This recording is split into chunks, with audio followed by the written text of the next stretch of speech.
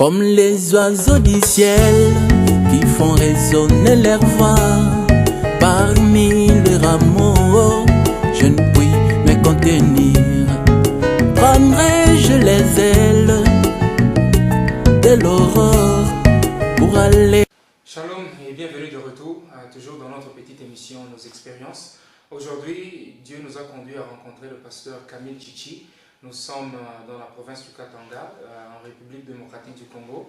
Et le pasteur Camille Chichi est pasteur de l'Assemblée Jésus-Christ, notre Rédempteur. Nous avions commencé à parler de ses expériences. Et pasteur, vous nous avez relaté de votre expérience en faisant le parallélisme avec la Bible, de comment Dieu a créé la terre de la Genèse et comment il vous a aussi appelé de cette même manière. Nous sommes arrivés jusqu'au moment où vous nous aviez relaté de votre baptême. Vous n'avez pas mentionné l'année, mais je vais entamer aussi avec une autre question en disant, est-ce qu'en ce moment-là, vous aviez déjà ressenti quelque chose comme un appel au ministère? Est-ce que vous pouvez nous relater un peu comment est-ce que cela a commencé à se faire ressentir en vous? Merci frère. En fait, l'appel au ministère, ça n'a jamais été un besoin dans mon cœur de tout le temps. Surtout quand je savais que c'était des prédicateurs, des ministres qui sont à la base du désordre qu'il y a dans le système. Je fouillais plus ce milieu des ministres-là que l'aimer pour être à l'un d'eux. Pour revenir au baptême, en fait, c'est une naissance comme le prophète l'a dit. La Bible déclare aussi que c'est vraiment naître ça de nouveau, c'est vraiment quelqu'un d'autre qui vient au monde. Donc, comme tu as demandé l'année, j'ai enchaîné pour dire qu'on ne peut pas naître comme ça, non. On connaît exactement comment ça s'est passé. On connaît les jours, on connaît la minute, on connaît l'expérience, on sait exactement c'est comme ça. Une femme qui met au monde sait exactement où est-ce qu'elle a fait ça, tout ce qui s'est passé. Ce n'est pas en disant que non, quand je crois que le prophète c'est lui, ce Branham et tout ça, alors j'ai le Saint-Esprit, ou quand je dis Amen à toute la parole, c'est là que j'ai le Saint-Esprit. Ça sont des doctrines de démons, voyez-vous, ça vous distrait. Au lieu de vous laisser attraper la chose véritable. Je prendrai l'exemple de la femme, je crois, de Billy Paul, qui a suivi le prophète pendant très longtemps et qui n'avait pas le Saint-Esprit. Il écoutait le prophète tout le temps, et il disait Amen à toute la parole et tout. Mais il savait que la personne de Christ n'est pas encore née littéralement. C'est comme ça que Dieu, le prophète, définit le baptême. Et un jour, il est allé prier pour la voir. Et elle l'a eu. Quand elle l'a eu, le prophète, avant même que la dame lui dise que voilà, j'ai eu ton expérience, le prophète savait déjà, par son don de prophète, il a dit, ma fille, je sais que Dieu t'a béni. Donc, ce n'est pas aller autour d'un pasteur et puis dire qu'on a cet esprit. Non, c'est vraiment Christ qui vient dans la personne, naître comme une personne lumière dans la personne. La terre ici, on dit bien que c'est le 6e jour qu'elle a reçu son baptême. Donc, ce n'est pas une imagination. Moi, c'est en 1992, le 17 octobre exactement. Je peux dire en 1900, en fait, quand j'ai eu le baptême d'eau, j'ai eu en même temps le Saint-Esprit. Mais c'est l'encadrement qui n'était pas là. Donc, je venais d'avoir quelque chose que je ne connaissais pas. Dans ma façon de vivre, bon, j'étais encore étudiant, avec beaucoup d'intérêts, j'ai fait la faculté polytechnique. Tu es ingénieur comme moi, ce n'est pas la blague. Bien sûr, pendant l'année où on étudie, les temps de prière diminuent aussi, tout ça. J'avais quelque chose que je ne pouvais pas expliquer parce que personne autour de moi. Voilà, même dans le naturel, une femme qui est grosse, qui va mettre au monde, il y a tout un tas de mamans autour qui l'encadrent et qui oublient ce qui se passe. Je n'en avais pas. J'étais dans une grande église où un inconnu, bon, nous sommes à 10 000 ou 5 000, qui va s'occuper d'un petit garçon qui sort et qui entre personne. Alors, on s'occupe des grands qui ont de belles voitures. Alors, c'est quand je suis allé dans cette petite église-là que j'ai trouvé que les gens étaient en train de recevoir le baptême Saint-Esprit. On les poussait à se repentir, on les expliquait que j'étais maintenant interpellé aussi pour savoir est-ce que j'ai le Saint-Esprit ou pas. Parce qu'on nous a dit que c'est ça être sauvé, c'est ça être chrétien. Le reste là, ça peut être l'inspiration, ça peut être la sanctification, de très bonnes œuvres, mais la naissance même de Dieu dans l'homme, c'est une expérience à part qui confirme le tout. Ça m'a interpellé. En tout cas, quand j'écoutais, je ne pouvais pas dire par moi-même que je l'avais ou je ne l'avais pas. Il y avait des choses que j'avais vécues lors de mon baptême et puis dans la suite que je pouvais attribué à une présence du Saint-Esprit en moi. Mais il y avait d'autres choses, mais en tout cas, comme j'ai vu comme ça, donc peut-être que je ne l'ai pas. Je suis allé voir le pasteur. Voilà, je voulais savoir si j'ai le Saint-Esprit ou pas. Il a dit, est-ce qu'il y a une femme qui a mis au monde un bébé? Va-t-il demander à une autre femme, est-ce que j'ai mis au monde?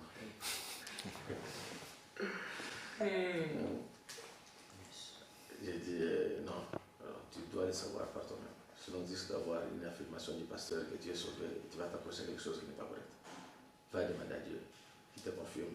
Dans ta tête, tu as des choses que tu crois que non, tu l'as. D'autres choses, tu crois que tu ne l'as pas. Dieu doit clarifier tout ça, pas prier.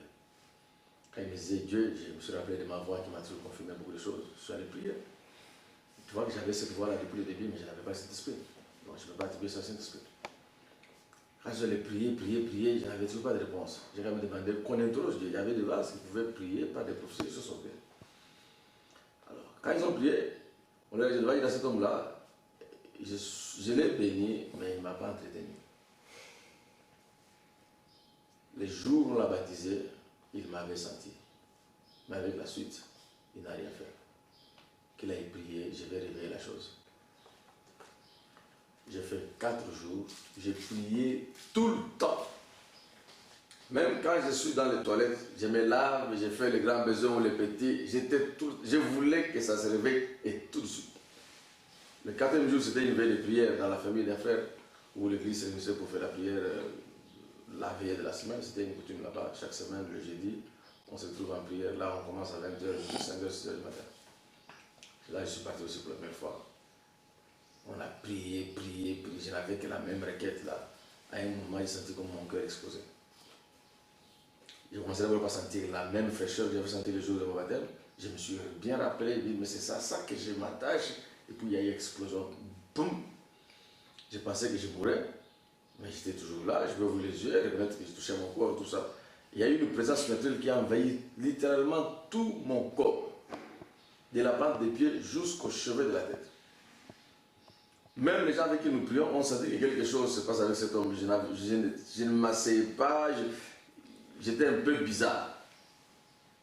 C'est après la veille que j'ai fait le rapport au pasteur. Il me dira que je crois que Dieu a fait ce qu'il t'a demandé. Tu as prié, il a reçu la chose, que Dieu te bénisse. Bienvenue au monde des chrétiens. Tu ne l'étais pas encore.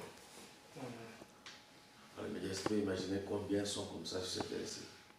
Il m'a dit, il n'y en a pas beaucoup. Mais dans le message, c'est plein.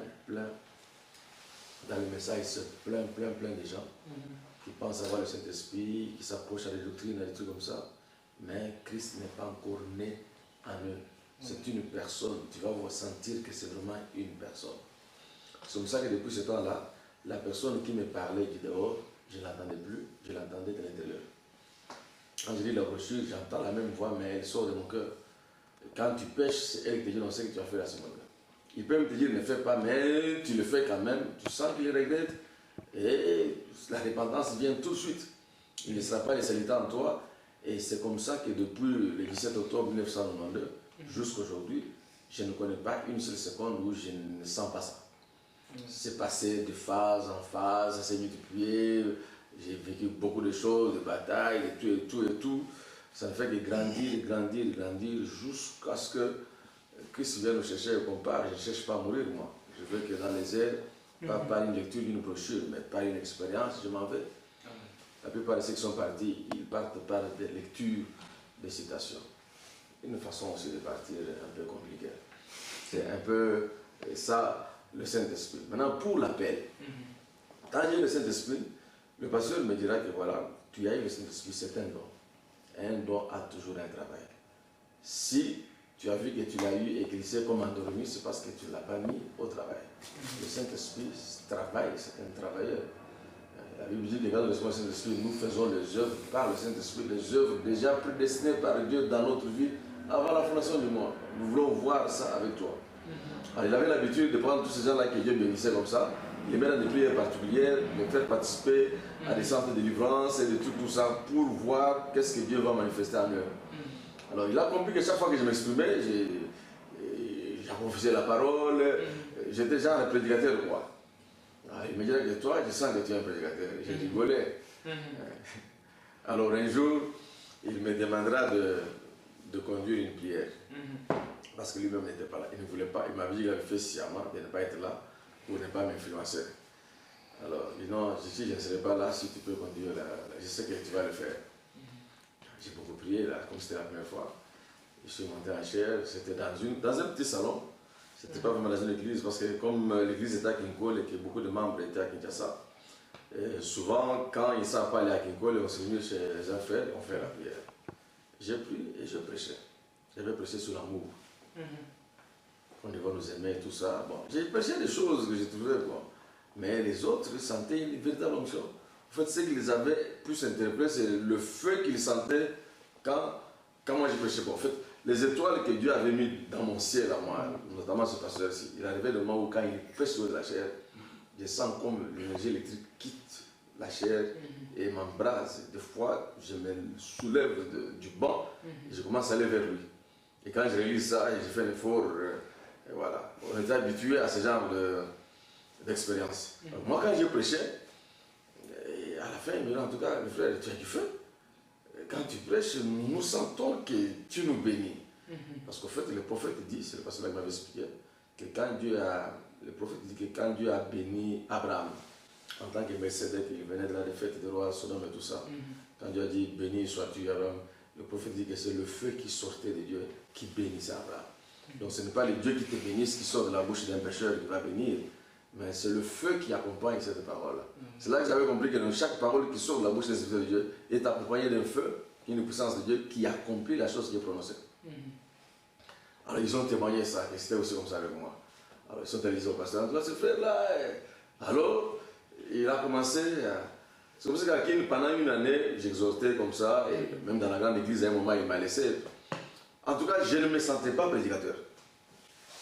C'était comme quelque chose de bien que je faisais. Donc, je parle, je me sens bien, et les autres se sentent aussi bien, et nous aimons tous être comme ça. Et j'ai quitté Kinshasa, dans cet esprit-là, je ne me sentais pas prédicateur. Quelqu'un qui doit être en chair, non. J'arrive ici, à Lubumbashi, après une invitation. On m'a invité de Kin, j'ai eu le travail. Ça a encore une petite expérience. Nous étions en brousse, en train de prier. C'était la veille pascale. On a prié la nuit et le matin. C'était une séance de 3 jours, hein, on devait prier. Alors on nous a demandé d'aller prier en brousse. Nous, les frères, nous sommes sortis, les premiers sont partis. Le groupe de pasteurs, les autres aussi devaient suivre. Nous sommes allés ailleurs prier. Alors qu'eux, dans leur tête, avaient prévu d'aller dans une autre brousse. On les a attendus, on ne les a pas vus. On dit, bon, commençons déjà à prier. On avait la photo de la nuée, on l'a mis par terre. Et le Jack, moi j'étais encore. C'était 2 églises sœurs, celle de Kinkole et de Malo. Le Jack me conduisait. On a chanté, on a commencé à prier. Ceux qui parlaient en langue, Et subitement, les militaires surgissent. Nous arrêtons la prière. Bonjour Salignan. Bon, c'est à Lingala, je crois que vous allez comprendre. Le frère Jack répond, non, nous sommes en train de prier. Il dit, non, qui vous a demandé de prier ici? En Boussan, nulle part, loin des maisons. Qui vous a demandé de prier ici? Nous sommes en train de prier. Donc, il ne faut jamais venir prier ici. Vous savez ce que vous avez fait? Il y avait des chefs coutumiers ici qui étaient en réunion. Vos prières là, les ont chassés. C'est eux qui sont allés nous prendre pour qu'on vienne aussi vous chasser. Sortez d'ici. Et puis, dans une vision comme ça, il regarde, il voit la photo par terre. Il pose la question, c'est quoi ça? Le frère répond, qui est à côté, il dit, c'est les nuages mystérieux. Hein? Mystérieux? Vous faites des choses mystérieuses ici? Il sort sa ceinture là. Il commence avec moi. Il m'étale par terre, il m'a chicoté dans les dos partout. Pendant que je me tordais dans le sol là, j'avais l'argent en poche. L'argent est sorti, il a dit non, ça ce sont les offrandes. Il a récupéré. Il dit, comme toi tu as dit les offrandes, je te laisse. Il récupère les autres frères. Ceux qui n'avaient pas d'argent, on les a frappés sérieusement. On nous a dit, ne venez plus. Ici, ce sont les chefs coutumiers qui c'est une salle de réunion. Ils m'ont dit, allez prier ailleurs. Ils sont partis, eux aussi sont partis. C'était pratiquement à 5-6 km des maisons habitées. Tout ça, je ne comprenais rien. J'avais au moins une valeur de $60 dans la poche en francs congolais ou zéro à l'époque, je ne sais pas. disais que sans avoir attristé, on marchait. On a fouillé l'endroit où on nous a tabassés par les militaires. Ils sont allés les jeunes de l'autre groupe pour prier de l'autre côté. On leur a expliqué exactement ce qui nous est arrivé. Bon, on a prié Dieu, question d'enlever la tristesse et tout ça, mais on avait vraiment des vraies blessures. C'est alors que le soir, on est allé dans la prière, on fait une veillée. Ça fait 3 jours après, je suis rentré à Kinshasa. J'étais un étudiant, donc j'avais déjà terminé les études à ce moment-là. C'est tout ce que j'avais comme argent. On venait de prendre. J'étais un bricoleur, en tant qu'électricien, je pouvais réparer les télés, et je me faisais un peu d'argent comme ça. Je n'avais pas encore du travail. Ça m'a dit un peu quand je me rappelais que j'avais plus d'argent, ça m'a dit un peu, mais la prière dans mon cœur me calmait. J'avais la tristesse dans la tête, mais ici c'était un peu calme. J'arrive à la maison où j'habitais, je trouve une note d'un ami, que voilà, on est en train d'envoyer cet harcèlement, si tu vas essayer de déposer ton dossier pour qu'on te prenne. J'ai pris mon dossier avec mes douleurs dans les cuisses et tout ça. Je l'ai laissé cet harcèlement, j'ai déposé. Une semaine après, on nous a envoyé pour les tests. J'ai fait les tests, on m'a pris. Et dès qu'on m'a donné les frais d'émission, j'ai oublié complètement l'offrande que le militaire avait dit. J'ai remercié Dieu. Il savait qu'il y avait plus que ça. Alors, j'allais faire 2 mois à Bukavu et de là, on m'a amené à Lubumbashi. J'étais ingénieur assistant ici. À Bukavu, je n'ai pas trouvé un endroit pour prier vraiment. Je me rappelle que les bons cultes que j'ai eu chez les pentecôtistes à la paroisse universitaire, je n'avais pas découvert l'église du message. C'est la dernière semaine qu'on m'a présenté à Kadoutou, je crois, une grande église de là. Bon, j'ai suivi. C'était un peu bien. Mais tu vois, déjà à Kinshasa, j'étais habitué à une vie surnaturelle en fait. Donc, je n'étais pas habitué à suivre seulement un sermon comme ça, non. J'étais habitué à suivre les sermons, à vivre la confirmation du sermon dans des œuvres que Dieu faisait dans les vies des gens. On vivait un peu comme ça. C'était ça mon ambiance, et c'est ça mon ambiance chrétienne. Il faut du surnaturel.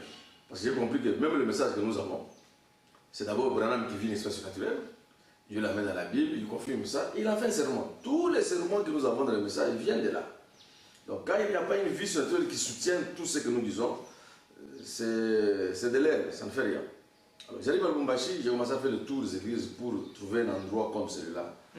Je ne l'ai pas trouvé. Je me suis marié dans une autre église, bon, la bonne il y avait, mais je n'étais pas satisfait. La plupart de mes requêtes, quand j'ai des problèmes, j'envoyais ça. Ma dîme, j'envoyais ça. Je prenais l'avion avec mon épouse, on a fait 3 ans de stérilité, on cherchait d'enfants, chacune compris tout ça. Je prenais tous les 3-4 mois et 6 mois, je prends l'avion, on va faire ça, on prie, on nettoie, on révèle des choses, on prie.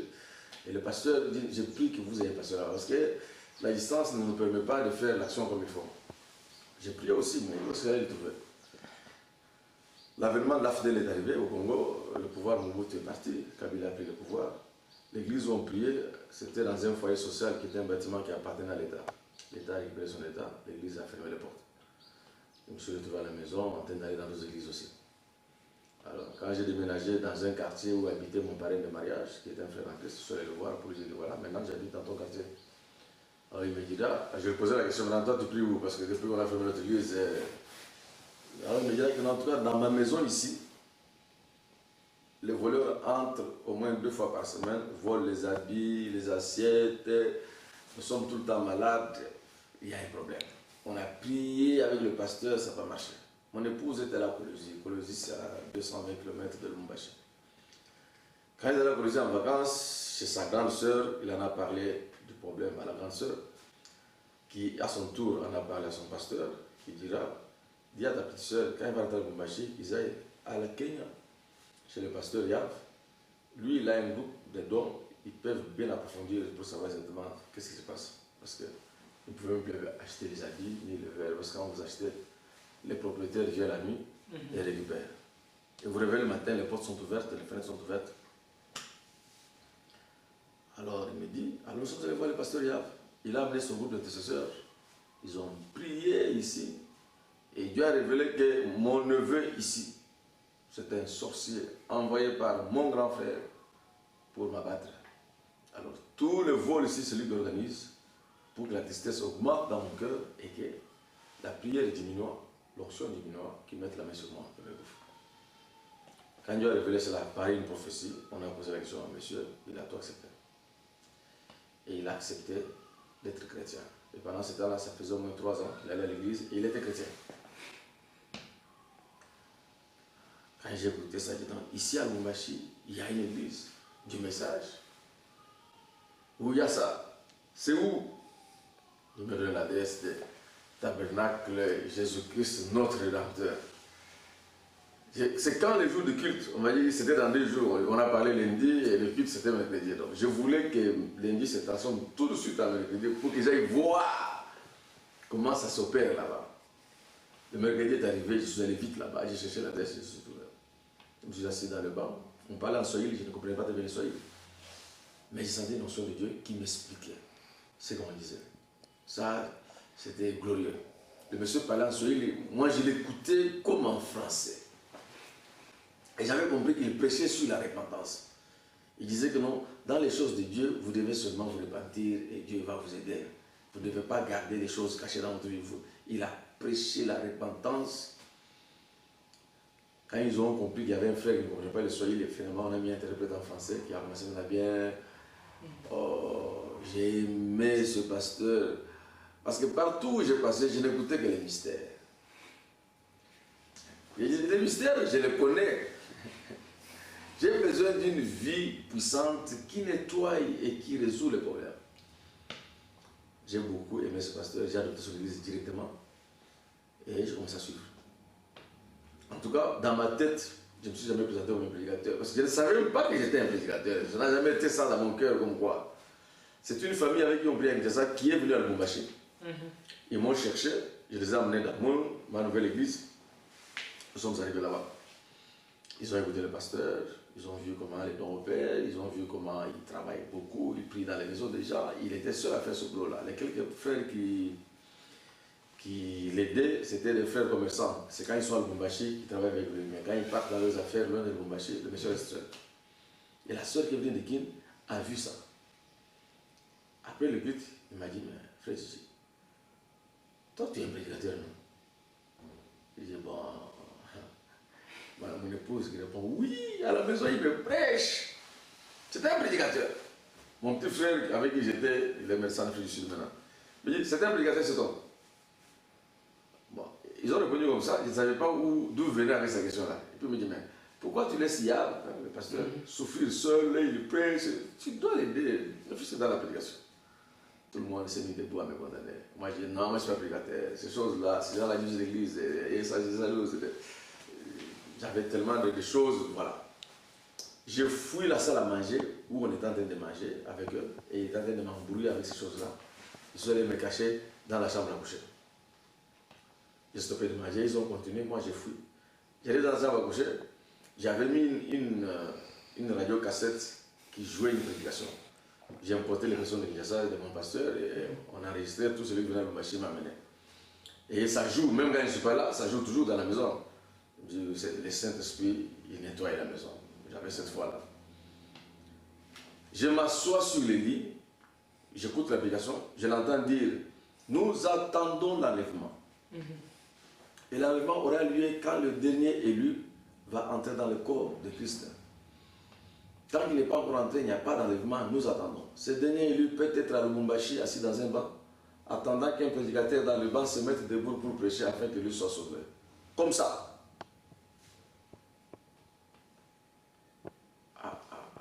J'ai eu peur. Je fouille là-bas et ici l'appareil me récupère. J'ai eu peur, je me suis dit non. C'est que je dois faire cette chose. Seul voir le pasteur. Je lui ai expliqué ce qui venait de se passer à la maison. Il m'a regardé. C'est ça. Je ne suis pas venu par moi-même. Voilà ce qui s'est passé. Je suis aussi. J'ai hésité. Puis j'étais prédicateur. Je suis aussi un prédicateur. Ah, c'est vrai, frère. Mais avant de monter en chair, je voulais me comparer sur la doctrine. Parce que toi, depuis que je t'écoute, c'est la sanctification tout le temps. Mais je veux même savoir la doctrine sur quoi vous êtes basé. Parce qu'il y a beaucoup de doctrines dans le message. J'ai posé des questions sur l'âme de Dieu, toutes ces choses-là, tout ça. Il a répondu clairement. J'étais content vraiment qu'on voyait les choses de la même façon. Et il m'a posé la question, mais tu montres quand moi je suis fatigué. Même demain si tu veux. Je dis non, je montre dimanche. On parlait avec lui le mercredi, je crois. Dimanche, il m'a laissé la chair. J'ai intitulé mon premier sermon la marche de Jacob. Comment il est né, comment il a fui, et tout. Et j'ai ramené tout ça dans les vies des gens. J'ai fait ce sermon-là pendant 2 mois. Verset après verset, toute la vie de Jacob jusqu'à la fin. Pendant que je prêchais, je me rappelle qu'une soeur est venue me voir, donne-moi la brochure intitulée La marche de Jacob. Et je n'existe pas. Non, mais c'est que tu prêches là. Oui, justement, dans ma prédication. Non, tu ne lis pas dans la brochure intitulée La marche de Jacob. Je dis non. Tu me vois bien prendre une brochure à gauche, à droite, et là où je veux, ou bien je parle comme ça, des citations, mais il n'y a pas. Donc la dame était convaincue qu'elle a juste déjà bloqué une prédication intitulée La marche de Jacob. Ils sont en train de la débobiner de la chair. Quand il a compris que non, ça venait par inspiration comme ça, il a dit non, frère, il n'y en a pas cette brochure, il n'y en a pas, ma soeur. C'est comme si c'était frère Branham qui prêchait. Il dit bon, qu'est-ce que vous voulez? Moi, j'ai été conduit à prêcher comme ça. Et le pasteur me dira, toi frère, tu es la réponse à ma prière. C'est le premier pasteur que j'ai croisé dans ce ministère, frère Branham. Il m'a dit qu'il n'est pas docteur, qu'il n'est pas enseignant, qu'il est juste comme un évangéliste. Et comme il connaît beaucoup de docteurs magiques qui embrouillent les gens, qui divisent l'église, il n'en voulait pas. Il n'en voulait pas. Parce qu'au fait, comment lui a commencé son église? C'était aussi un diacre dans une église. Mais qui avait l'habitude d'aller, comme un évangéliste, d'aller prêcher à gauche, à droite, d'aller prêcher n'importe où, même chez les pentecôtistes, et il amenait les gens à l'église. Quand il convertit les gens, il est allé prêcher quelque part, il a converti maintenant une quinzaine de personnes. Quand vient le moment de les baptiser, il fait appel au ministre de l'église, ils sont en division là-bas. Il mettait passer dehors, il se divise, un des autres terrible, alors il s'est dit, ben, je ne peux pas prendre des gens ici, il l'a amené dans une zone comme ça. Alors il a prié Dieu, qu'est-ce que je veux faire avec ces gens? Il lui a dit, comment c'est là? C'est comme ça que chez lui, il a ouvert un petit garage là-bas, il a pris les 15 là, il a commencé. Donc tu vois, évangéliste il n'avait jamais passé aussi un pasteur, mais ça s'est imposé comme ça, c'est comme ça que cette église a avancé. Bon, on l'a condamné par les autres, il fallait que non, toi amène-le chez moi, l'autre amène-le chez moi. Parce qu'il n'était pas aussi un grand parmi les grands de l'église, non. Alors les grands s'étaient divisés là, chacun voulait l'aspirer. Dieu lui a dit, toi, commence une œuvre. Et en tout cas, quand j'ai commencé cette œuvre aussi, je savais que je n'étais pas une enseignant, je ne pouvais pas placer la doctrine correctement telle que je la crois. J'ai prié que Dieu m'amène quelqu'un, je ne voulais pas toucher à tous ces docteurs que je connais ici. Tel que je t'entends, je ne prêchais pas pour la doctrine. Hein. Mais quand il m'a entendu, non, je crois que tu es un enseignant, en tout cas, je suis très content. Effectivement, il y avait une symbiose terrible. Lui peut monter avec une prédication, il prêche comme évangéliste. Quand moi je monte, je prends la même chose, je dépose mon ancien. Alors, Dieu a allumé l'église, il y a eu de feu, le baptême Saint-Esprit. Oh, c'était sérieux. C'est comme ça que je me suis retrouvé prédicateur. Et je ne le regrette pas, mais je sais que c'est très dur. Parce que quand je n'étais pas prédicateur, j'étais à l'aise. On ne m'insultait pas. Je n'étais pas connu. Mais maintenant, on m'insultait de tous les noms. On me traitait de sorciers, de maïcariens et des trucs et des trucs. On est allé dire au pasteur, est-ce que tu es bien directeur, croire au message? Tous ces gens-là qui sont directeurs dans les entreprises, ce sont des sorciers, ils sont des maïcariens. Ils ne peuvent pas voir le message. Comment toi tu as laissé? Est-ce que moi je suis vraiment directeur? Moi j'étais seulement qu'on m'avait piqué l'argent comme une offrande. Et Dieu avait dit par quelqu'un, non, je t'ai remboursé son argent. Parce qu'au fait, à Kingwell où on était, c'était une église très pauvre. Le pasteur prenait les offrandes et payait les transports aux gens pour les donner ça. Ça m'avait choqué, je suis allé le voir en personne. Pourquoi tu fais ça? Cet argent on te donne parce que c'est ça la parole. Mais comment toi tu prends? Mais il dirait que les gens à qui je donne le Saint-Esprit et le transport, ils ont le Saint-Esprit. Comme ils travaillent pour Dieu, j'ai besoin qu'ils viennent travailler pour Dieu. Donc c'est pas à eux, c'est à Dieu que je donne son argent. C'est pas mon argent. Alors, j'ai dit, est-ce que moi aussi je peux donner? Non, si tu veux. J'étais étudiant, j'ai réparé les radios. Quand lui n'avait pas d'argent pour payer le transport, je sortais de mon argent. Je paye le transport de base. Et Dieu a dit à ces garçons-là que je le bénirai pour ce qu'il fait là. En tout cas, aujourd'hui, je ne pense pas qu'il a menti. Je ne suis pas devenu directeur parce que je suis le chrétien, non, parce que j'ai vu une parole que Dieu a accomplie. Donc, c'est un peu ça le mauvais côté d'être un prédicateur. Ok, merci beaucoup, pasteur. Okay. C'est un témoignage que j'apprécie beaucoup.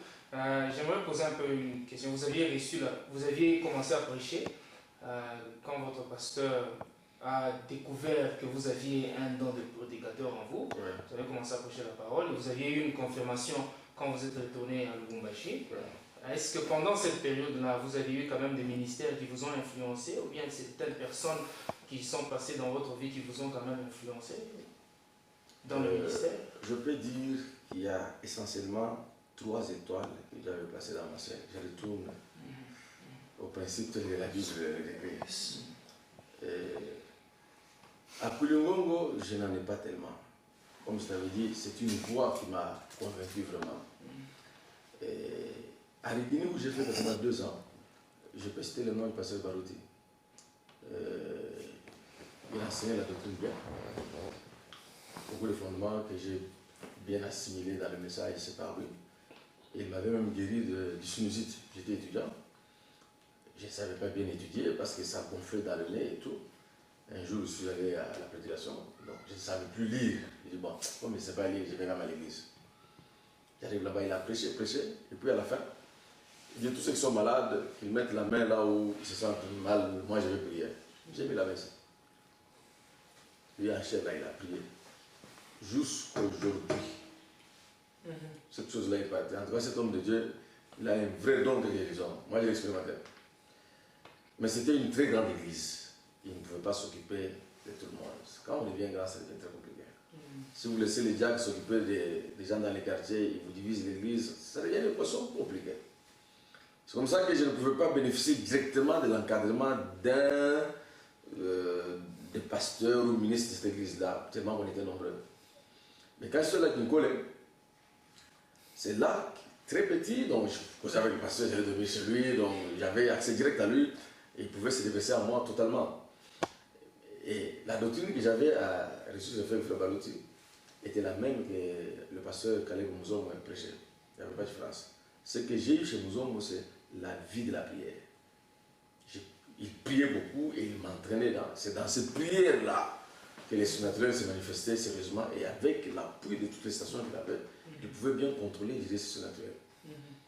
Ça, j'en ai bénéficié véritablement. Je me rappelle que réparateur de télé que j'étais, j'ai une télévision que j'ai échoué de réparer, alors que j'avais besoin de réparer pour nous faire l'argent.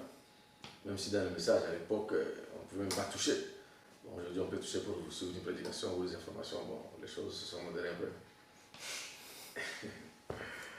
Alors, j'ai pu poser la question à ceux qui avaient les dons de prophétie, qui demandent à Dieu quelle est la panne qu'il y a dans la télé pour que je puisse la dépanner.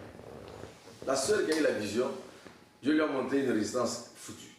Mais elle n'était pas du domaine électronique. Il n'a pas su me transmettre l'information correctement.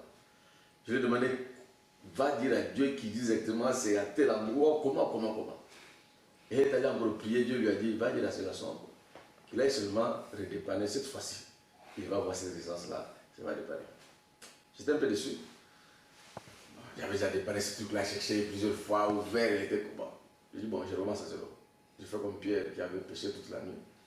Il n'a rien eu, mais sous la parole de Dieu, il a mis le filet, il a eu. Je m'en suis. J'ouvre la télé, je recommence. Je n'ai pas fait 3 minutes. Je regarde très bien une toute petite résistance là, avec une patte cassée et un peu brûlée. Je n'avais jamais vu.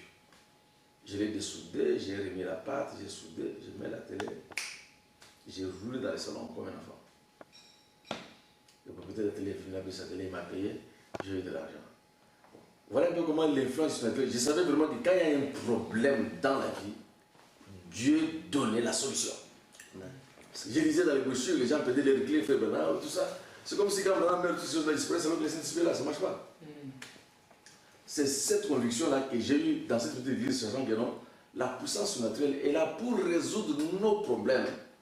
Voilà la deuxième personne que je vais mettre, qui m'a inspiré véritablement. La troisième personne, c'est le pasteur ici.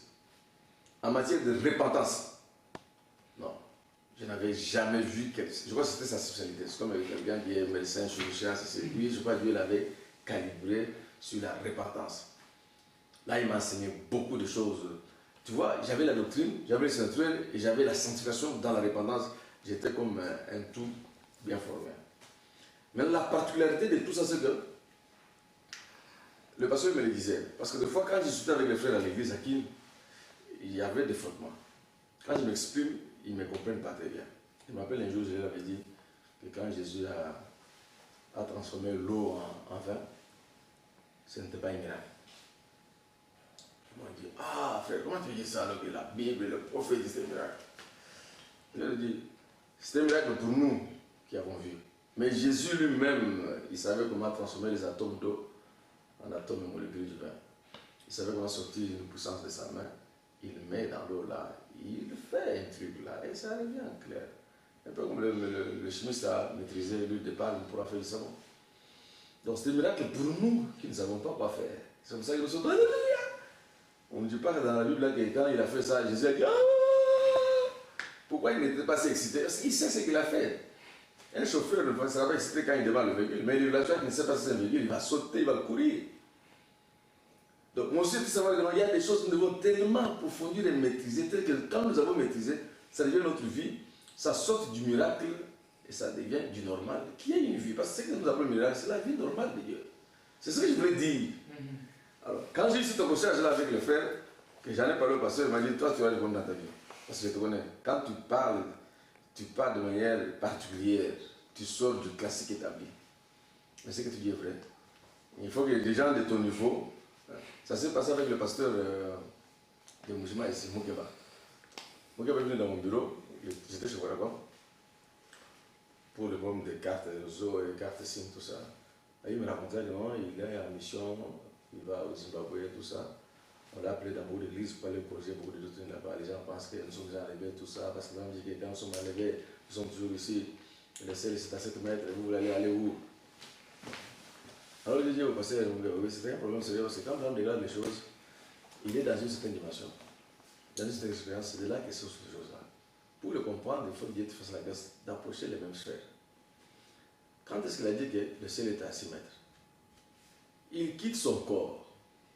Il voulait savoir, Dieu lui pose la question, veux-tu aller au-delà du rideau? Il dit oui, ça m'aiderait beaucoup. Il quitte son corps, il se retrouve parmi ceux qui sont au ciel. Bonjour frère, tout ça. Et il regarde sur terre, il se voit au lit dans son corps. Et il mesure la distance. Il dit à peu près 6 mètres. Il dit au pasteur Mugaba, c'est lui qui te dit 6 mètres là. Il n'est pas dans un corps charnel, il est dans un corps lumière. Ce sont les 6 mètres lumière. Un peu comme on le dit dans les années-lumière ou bien le soleil, tout ça. C'est une distance. Donc tu es dans un corps lumière et tu vois. Parce que le corps physique ici, pour y arriver là où il était en corps lumière là, c'est presque impossible. Tu ne peux que te transformer en lumière pour y arriver. Alors, ce n'est pas les 6 mètres naturels. Bien sûr, celui qui est dans le corps, la lumière, avec le principe normal humain, quand il regarde, il voit 6 mètres. Mais c'est un corps lumière qui mesure 6 mètres. Il est dans des galaxies. C'est comme un télescope, tu le regardes, il te fait voir quelque chose qui est loin, mais comme une jumelle. La chose est à 3 km, mais quand tu es dans les jumelles, c'est comme c'est ici. Et puis tu vas dire non, elle est à 2 mètres. Mais ce sont les 2 mètres des jumelles, pas les 2 mètres des yeux naturels, non. Donc les 6 mètres du prophète sont les 6 mètres lumière. C'est là que nous allons, si nous sommes enlevés. C'est comme ça qu'on a donné une énergie qui transforme nos corps à un corps énergie qui peut aller. Donc ce n'est pas un ciel comme vous pensez là, comme si vous mettez un ciel de 7 mètres, une échelle de 7 mètres géométrique, physique. Ils étaient avec le pasteur Kachara, ici. Alors il dira à Kachara, frère, là, je n'ai parlé pendant 3 minutes. Il dit, toi, tu vois les choses trop profondément. Et tu auras des problèmes avec les gens. Ça, c'est le pasteur Mugaba qui dit ça. Kachara, la connaissance, il se passait dans l'église, les gens venaient de sortir de chez moi. Il dit, effectivement, il y a des problèmes chez lui. On dit peut-être qu'il pêche ça. Alors les gens peuvent dire non, on me dit que je pêche ça, mais regarde, je pêche ça. Seulement les gens n'ont pas l'humilité de comprendre qu'ils sont bas. Et qu'ils viennent poser la question. Donc on les élève, c'est tout. Si nous allons à l'université, parce que nous reconnaissons que les professeurs sont hauts, et ils vont nous élever. Dieu les a fait comme ça, c'est pas un problème. Donc c'est un peu comme ça que les choses se passent. Les choses se passent comme ça, mais il faut la grâce de Dieu. Merci beaucoup, pasteur, pour ces éclaircissements et aussi nous allons tendre vers la fin de cette émission, mais j'ai deux questions que j'ai à vous poser. C'était quand que vous avez joint le pasteur de la Kenya et quand est-ce que vous avez commencé le ministère pastoral en tant que pasteur et peut-être une ou deux expériences qui ont épinglé votre ministère et comment Dieu vous a aidé à les résoudre. Au fait,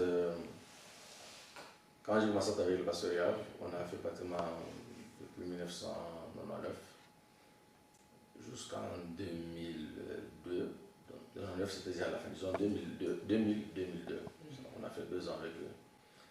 Moi je prêchais plus, lui il s'occupait plus de vie des gens, il arrivait même dans les maisons des gens, il avait des problèmes, on prie, on trouve des solutions. Il avait la joie à trouver les solutions aux problèmes des gens. Et c'est ça l'évangile. Il nous a donné la puissance pour briser les œuvres du diable. Et moi je prêchais. Alors le problème que j'avais plus c'était le problème de stérilité. Je m'étais marié, ça faisait 1 année sans enfant. Et quand je prêchais pour que les gens aient le Saint-Esprit, et il l'avait, ça me faisait mal. Je disais à Dieu, mais comment est-ce que je peux donner le Saint-Esprit à quelqu'un et j'ai chaud de donner un enfant à mon épouse. Alors quand on priait pour l'enfant, d'abord à Kinshasa, là je vais dire non, l'enfant que je te promets, c'est un enfant assez sérieux. Tu ne peux pas l'avoir tout de suite, je te prépare à l'avoir. Ce n'est pas tellement stérilité comme tellement, il faut que tu atteignes un certain niveau pour avoir cet enfant. À quel on a profité, on a prié, mais c'est ici avec Yav qu'on a fait un grand travail. Dieu a révélé beaucoup de choses dans ma vie, dans la vie de mon épouse, dans ma famille, toutes ces choses-là liées à la manière tribale de l'homme sur terre. Vous savez, nous avons un sang tribal, ça vient de nos pères, nos arrière-grands-pères, ça vient et c'est plein de démons. Ce corps ici, c'est le diable, tout le monde le sait. Voyez-vous que celui qui a été guéri par Jésus, quand il a voulu vanter Jésus devant les pharisiens, qu'est-ce qu'on lui a dit? Tu as été conçu dans l'iniquité, tu es totalement né dans le péché et tu veux nous enseigner. Je crois que tu te rappelles la chose. Oui. C'est comme ça que nous sommes nés. Alors, cette puissance démoniaque dans le corps humain peut empêcher Dieu d'amener au monde certains enfants qui doivent avoir une certaine mission sur terre. C'était un peu ça mon cas aussi. C'est comme ça que je me plaignais, jusqu'à ce que ce sont des expériences qui sont tellement personnelles que je ne peux pas aussi. C'est la base en fait. Même le prophète, quand ils ont les poursuivis là, il n'a pas tout dit. Voilà. Mais c'est de cela que Dieu nous a tellement conduits à prier, à nettoyer le corps, celui de mon épouse, tout ça, que finalement on a eu un enfant. Donc la vie au monde de ma première fille, c'était, moi je appelais ça une coupe du monde que Dieu a gagnée dans cette bataille-là contre l'ennemi. Parce que je pouvais, dans un songe comme ça, tu vois tous les sorciers de la famille, des trucs, tout ça, donc tu vis des trucs, des attaques. On a vécu des choses horribles. C'est à ce moment que j'ai commencé à comprendre pourquoi vraiment on me dit qu'en Afrique, il y a la sorcellerie. Je ne savais pas qu'il y en avait. Mais la bataille que j'ai eue pour avoir mon enfant a permis à palper cette puissance démoniaque qui agit dans le sang de beaucoup de gens. Et tous d'ailleurs. Nous sommes dans des tribus, lesquelles tribus sont connectées au chef coutumier qui nous gère. C'est eux qui gèrent le sang. Tu peux être à Londres, le chef coutumier de ta famille t'appelle dans une assiette, tu apparais. Mais si tu es de Dieu, Christ apparaîtra à ta place et l'assiette va se casser. On ne te dira jamais. C'est comme ça que tu as voulu en paix, tu te demandes mais comment ça marche, les choses ça ne marche pas. Il y a beaucoup de choses qui se passent. Alors, ça, la vie au monde de ma fille, c'était vraiment un grand exploit, très sérieux. Je me rappelle qu'un jour, une des expériences, je peux chercher sur la vie au monde de mon enfant, comment Dieu m'a béni. C'était dimanche que je le faisais. Je l'ai fait dimanche, lundi, la fille jouait avec une bonne que j'avais, je ne savais pas que c'était une bonne sorcière, je ne savais pas. Elle l'a avoué avant que je la chasse. La fille jouait, il y avait un étagère métallique qui pesait pratiquement dans les 120 kg, qui avait des morceaux de vitres, parce qu'on avait changé de vitres, il y avait cassé beaucoup de trucs là-bas. On ne sait pas ce qui s'est passé. Tout l'étagère avec tous les vitres s'est tombé sur l'enfant, qui n'avait que 5 ans. On a vu le sang couler sur les vitres, tout ça. Mon épouse m'a appelé, moi je dis, non, il y a un accident, l'étagère là est tombée sur Marissa. Marissa, c'est c'est la fille. Je demande la permission au boulot, je démarre le bébé, j'arrive à la maison, on enlève l'étagère, on enlève tout, on récupère l'enfant. Respirer ou ne respirer pas, je ne sais pas, j'ai mis dans le bébé directement à l'hôpital. J'ai prié et dit Dieu, je prends tout ce que j'ai comme foi, tout ce que j'ai comme doctrine, comme parole, je mets ici, je ne dois pas perdre cet enfant. On arrive à l'hôpital, urgence. Enfants tous, ils se mettent debout. On fait la radio, aucun os cassé, rien. Juste une petite blessure ici, c'est celle qui avait coulé un peu de sang, et une autre ici. Aucun m'a dit, comment rien du tout, on nous a dit, il n'y a rien. On a soulevé le plaies, on est rentré à la maison. Maintenant, ceux qui sont restés à la maison, qui ont vu la scène, qui attendaient qu'on leur dise que voilà. Quand ils ont vu revenir avec l'enfant, ils n'en revenaient pas.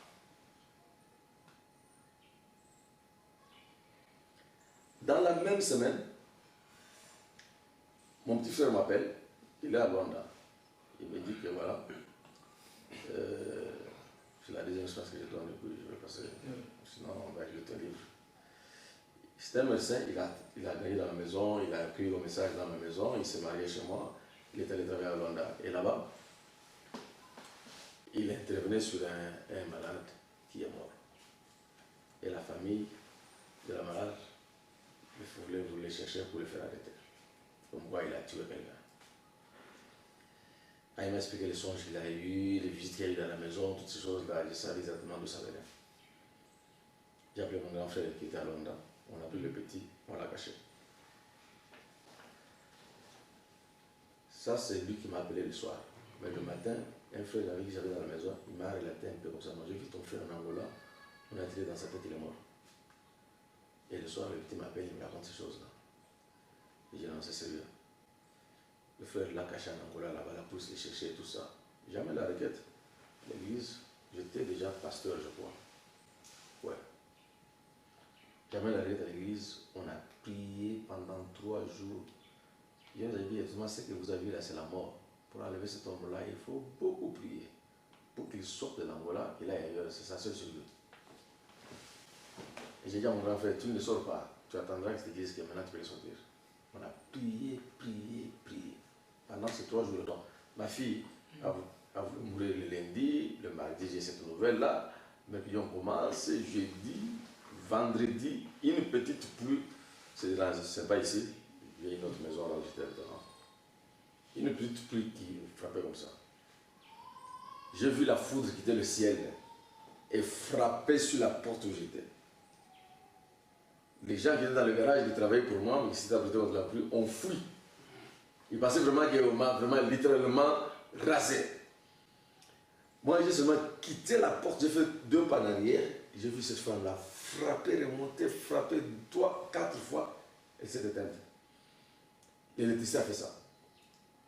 Le congélateur a marché. L'ordinateur est sur la table, grillé. Là, j'entre dans la maison, je constate ça. Je retourne dehors. Une deuxième flamme.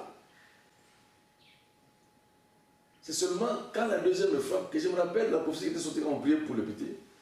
Il dit, non, toi, comme tu combats pour lui, on va te brûler. C'était ça. Là, je me demandais, mais on va le brûler comment? C'est quand je vois cette chose, je me dis, elle a encore frappé 1, 2, 3 fois, paf, je suis rentré. Tous ceux qui ont fui les garages étaient sur le cas, parce que après ils sont revenus, pas de pluie, juste les fils brûlés. Je sens dans mon cœur, maintenant le petit peut aller, parce que vous avez vécu. Et après le grand frère, le petit, a traversé toutes les barrières de Luanda là-bas, calmement, il a pris son avion. Aujourd'hui en Afrique du Sud. Et ça venait plus de sa femme, qui était une fille d'un chef coutumier. Il n'avait pas aussi d'enfant. J'arrive au sud pour le visiter. Le petit travaillait, sa femme ne travaillait pas. J'avais mis quelques publications pour eux, on suivait, je commentais tout ça. C'était tout. La femme me dirait que non, depuis que tu es arrivé, on cause avec toi. La nuit, je dors très bien. Très souvent, la nuit, je vois mon père, ma mère, détruire tout ça. Beaucoup de gens avec des flèches comme les villageois là dans les temps anciens. Et quand il nous envoie ce service à la maison, on se lève le matin, foutu à à peine on peut prier. Mais depuis que tu es là, je sens comme une lumière dans la porte et je dors tranquillement. Bon, j'ai rigolé, on faisait la parole. Mon épouse m'appelle, il me dit, la prophétie, Dieu vient de dire ici que les services que tu fais là-bas, tu guéris les gens là-bas, tu chasses les démons, ici, nous avons des problèmes. Je dis à mon épouse, non, c'est faux. Ici, je ne suis pas même à l'église, je ne tue pour personne. J'oubliais que le fait comme nous faisons ici, c'est un vrai service. Il lui dit, non, ça c'est une fausse prophétie, je ne crois pas. Le jour de quitter Djobourg pour prendre l'avion et venir à Lubumbashi, je suis au volant, mon ami est au volant, je suis à côté de lui. Je sens seulement une onction qui m'envahit, qui me paralyse presque. Et puis je m'habitue un peu là-dedans. Je me dis, non, non, ces choses-ci m'arrivent souvent quand je suis dans de grands combats. Donc, il y a quelque chose de sérieux qui est préparé par l'ennemi. Qu'est-ce qui se passe? J'arrive à l'aéroport, on m'a embrouillé, j'ai perdu ma valise. J'ai failli même rater l'avion. Oh, tu vas passer ici, tu vas passer là, ton passeport là. Alors que tu es en ordre. Je monte quand même l'avion. J'arrive à Lubumbashi, le balage vient, je n'ai pas de valise. J'appelle, on check, j'étais encore chez Vodacom, j'avais beaucoup d'unités, je peux appeler l'attention sans problème. On a mis la main sur quelqu'un, là il a cherché, il trouve la valise abandonnée sur le tarmac à l'aéroport. C'est 2 semaines après que la valise viendra. Je vais à l'église, pour comprendre pour moi, c'est une habitude, quand je vais de loin, il y a toujours des esprits qui m'embrouillent, tout ça. La prophétie de toi, si je ne t'ai pas descendu quand tu allais à l'aéroport, tu serais venu comme un cadavre. Vous allez faire un accident terrible avec ton ami. J'avais dit à personne qui en tout cas resté dans le véhicule, j'avais senti, bon, ce sont des choses égales pour moi-même. Parce que tu avais fait un grand service là-bas. Je dis, mais c'est quel service là? Je me suis seulement rappelé que la femme me disait que non, depuis que nous causons avec toi dans ce salon ici, je vois une lumière la nuit à la porte et je dors en paix, tous ceux qui m'attrapent sont dehors. Je dis, c'était ça le service. Donc tous ces gens-là qui étaient dehors là, c'est ceux qui ont voulu m'embrouiller. Et la même année, elle a conçu. Et là, Dia, leur fils, est venu à Dieu. Voilà un peu ce que moi j'appelle le message. Donc nous avons la puissance, nous avons la parole et nous combattons le diable. On ne combat pas le frère. On ne combat pas la doctrine. On combat le diable. J'ai fait 2 ans avec lui dans beaucoup de combats. Je suis allé en Europe en mission de service. Lui est resté mourir ici. Ça m'a beaucoup affecté. Ça a créé des ordres à l'église parce que celui-ci voulait être pasteur, l'autre ne voulait pas l'être, surtout les gens de l'extérieur. En fait, lui, il était un peu comme isolé. Ceux qui priaient avec lui, l'église mère là, qui voulait bien qu'il se rejoigne, a peu profité pour qu'il y ait des autres afin de tuer carrément l'église. C'était sérieux. Et comme je n'étais pas là, tout le monde m'attendait. J'étais le seul prédicateur qui n'était pas là. Je reviens, je trouve du désordre terrible. Tout le monde accusait tout le monde. Et tout le monde voulait que je donne raison à tout le monde. Compliqué. Je dois aller prier Dieu pour qu'il me dise quoi faire. Déjà, j'avais dit à mon épouse, n'aimait pas les pays là-bas, je vois que cette église-là est finie. Nous allons commencer notre église finie. Je suis compris à la maison parce que ce que j'entends là-bas, c'est inimaginable. J'arrive à Guine, j'en parle à mon pasteur de là, qui est resté quand même un peu spirituel. Il me dit là, si tu fais ça, on va oublier tous les autres là, que c'est toi qui as dirigé l'église. Parce que là où tu vas aller, tout le monde va aller. Tu dois aller aussi entrer dans ces potes là, te salir aussi. C'est la bataille dans la famille. Courage.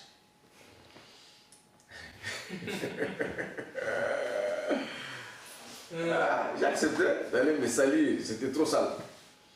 Je m'ai inspiré de prêcher un sermon que j'avais intitulé Arrêtons le deuil. Il dit, j'ai écouté tout ce que vous m'avez dit. Je crois que tout le monde a raison. Si ça a fait ça, ça. Et dans une famille, quand un papa meurt, il y a toujours des œuvres comme ça. Je ne pense pas que c'est le membre de cet esprit. C'est seulement les œuvres de la mort. Arrêtons le deuil. Je considère que c'est le deuil qui a. Ce que vous avez fait là, c'est le deuil. Vous avez pleuré comme ça. Arrêtons ça. Le seul qui a tort ici, c'est le diable. Vous tous là, vous avez raison. Fini. Ça permet aux gens de ne plus me voir, de non, te l'a dit. Parce que quand tu viens énoncer le deuil, tu vas pas continuer dans le deuil. Nous arrêtons le deuil, nous levons le deuil. 40 jours sont passés. Continuons. Il y a des malades dans l'église, il y a des problèmes, nous devons travailler. Dans cette alliance, comment on peut prier pour les malades? C'est possible. Ils sont convaincus, on a redémarré. Évidemment, avec tout ça, quand je ne voulais pas me présenter, on m'a obligé. On m'a élu pasteur un peu comme on lisait Mobutu à l'époque, là, dans 9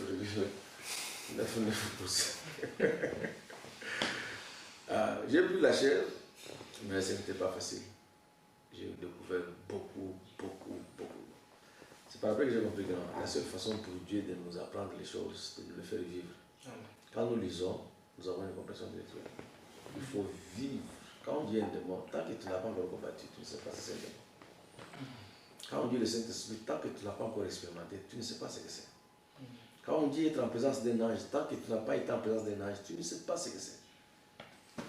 Tu vas discuter inutilement. Oh, il était dedans, il sortait. Tant que tu ne l'as pas encore aussi senti dedans chez toi ou à côté de toi, tu n'as pas droit à la discussion. C'est comme ça que nous sommes devenus des pasteurs et nous continuons à faire l'œuvre de Dieu. Et je crois que dans ma petite vie, Dieu l'a fait un peu comme pour la terre. Il a évolué avec les animaux, il a évolué. Ce n'était pas encore une terre à la perfection. Dieu ne s'était pas encore reposé. Il a fallu qu'à la fin, Dieu dise, faisons un homme à notre image. Que toute la grande lumière, le logos, là, vienne sur terre, ne reste plus dans le ciel, où il y avait des étoiles, qui viennent sur terre et que ce soit un terrien, un homme sur terre qui dirige tout à partir de la terre. C'est alors que Dieu se repose parce qu'il a trouvé quelqu'un qui fait son intérêt. C'est ça le baptême de Saint-Esprit. Merci. Que Dieu vous bénisse. Merci beaucoup, pasteur. Nous allons clôturer la dernière question. J'espère que je vous ai pris trop de temps. Vous êtes pasteur avec plus d'expérience. Vous nous avez raconté des expériences qui ne peuvent pas se terminer aujourd'hui. Mais quel est le conseil que vous pouvez donner aux jeunes ministres qui viennent après vous, ou les gens qui aspirent au ministère? Quel est un petit conseil jusqu'à avant de clôturer? Il y a beaucoup de conseils qu'on peut donner aux ministres et aux jeunes, à ceux qui aspirent. Mais il n'y a qu'un seul conseil qui est valable et pour eux, et même pour ceux qui ne sont pas des ministres, qui sont de simples bébés. C'est le même conseil. C'est le conseil de Paul. Il a trouvé les gens à Éphèse qui étaient de vrais chrétiens, qui avaient eu le baptême de Jean. Nous savons que Jean se fait maintenant aujourd'hui. Il leur a posé la question. Avez-vous reçu le Saint-Esprit depuis que vous lisez les brochures des gens, depuis que vous dites du message? Et ces gens étaient honnêtes, ils ont dit, nous n'avons même pas entendu parler d'un Saint-Esprit. Il leur a posé la question. Alors, de quel baptême vous avez eu? Non, le baptême de Jean. Jean a prêché la repentance. Aujourd'hui, il y a plus que ça. Le véritable feu, je crois que la nuée de gloire, ce feu-là, qui a été photographié comme témoignage pour tout le monde, c'est cette puissance-là qui doit amener un ange ou une image de Christ qui doit naître dans quelqu'un pour qu'il commence la vie chrétienne pour cet homme-là. Si cette expérience n'est pas encore là, il n'y a pas de conseil à donner, sauf celui-là. Parce que si cette expérience est là, c'est comme la naissance d'un enfant. Tu ne vas pas apprendre un enfant à marcher, à parler. C'est une vie qui est en lui, qui se matérialise. Même le don qui est en lui d'être professeur ou le métier, c'est en lui, ça va se matérialiser avec le temps.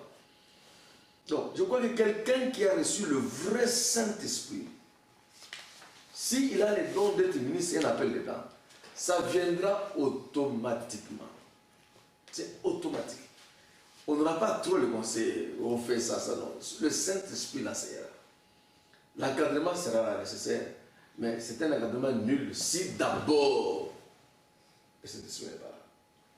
Donc le seul conseil que je donne aux jeunes gens, qu'ils s'assurent d'abord, qu'ils abandonnent la bataille de doctrine, qu'ils ne cherchent pas à se coller à tel et tel grand prédicateur. Ces choses-là ne sont pas nécessaires. Mais qu'il s'assure que le Dieu du ciel le connaît et Dieu a attesté qu'il croit vraiment le message par le baptême du Saint-Esprit. Le prophète dit que le baptême du Saint-Esprit, c'est une naissance naturelle de Jésus dans le cœur de l'homme. C'est une personne qui habite. Pose la question à Pierre. Il ne va pas dire, comme je dis Amen à Jésus, alors j'ai eu le Saint-Esprit. Non. On lui a dit, quand tu seras converti. 3 ans après le ministère de Jésus. Et Jésus savait que Pierre n'était pas converti. Quand tu seras converti, tu vas paître des agneaux. C'est ça la condition. D'abord, être converti. Être dans le mouvement comme Pierre l'était avec Jésus, c'est bien. Il a guéri les malades, mais il n'était pas converti. Je crois que quand je parle comme ça, vous retrouvez ça dans la Bible. Paie mes agneaux quand tu seras converti. C'est le jour de la Pentecôte. Un jour connu par Pierre et par tous, que le seul a envoyé l'annuel, le logos, comme une lumière qui s'est partagée en plusieurs langues et qui a pénétré chacun d'eux. C'est un jour connu, une expérience connue, différente des autres expériences de Dieu. C'est le seul conseil. Quand cette chose-là est entrée en Pierre, il ne savait pas quoi dire, mais il a parlé, il a baptisé 3000 personnes le même jour. Qui l'a enseigné comment baptiser les gens? Jésus n'était même plus là pour l'encadrer, mais le Saint-Esprit, c'est une promesse. Il a dit, le consolateur viendra, il va vous rappeler tout ce que j'ai dit et il vous enseignera d'autres choses. Sans Saint-Esprit, il n'y a pas de christianisme, il n'y a rien. Pour terminer, voilà ce que Abraham dit dans Demeure Future. Je ne connais pas le paragraphe, mais il le répète 2 ou 3 fois dedans. Il dit, personne n'a droit à la chair. Même au lavage des pieds et à la Sainte. S'il n'a pas rencontré la colonne de feu sur cette terre des hommes, comme Moïse l'a rencontré, la colonne de feu lui donnant sa position dans le corps de Christ. Voilà le texte que nous devons mettre et appeler tous les prédicateurs et tous ceux qui ont les appels, qu'ils nous disent où est-ce qu'ils ont rencontré la colonne de feu comme Moïse sur cette terre des hommes. Pas dans un songe ou une vision ou dans une lecture d'une convention ou une brochure, non. Dieu te croise une flamme qui te parle, qui te positionne et tu sais que tu es connu de Dieu, tu as été envoyé sur la terre pour une mission particulière. Parce que c'est le cas pour tout enfant de Dieu. Ce n'est pas seulement un privilège de l'homme seul, non. Nous sommes des étoiles, chacun a sa mission. C'est le seul conseil, il suffit pour tout et en tout. Mais qui va les suivre? Parce que ceux qui sont en chair ne poussent même pas les gens à chercher cette chose parce qu'elles-mêmes n'en ont pas. Alors, qui les a envoyés? Ce sont le ventre qui les conduit. Et pourtant, l'argent, c'est rien.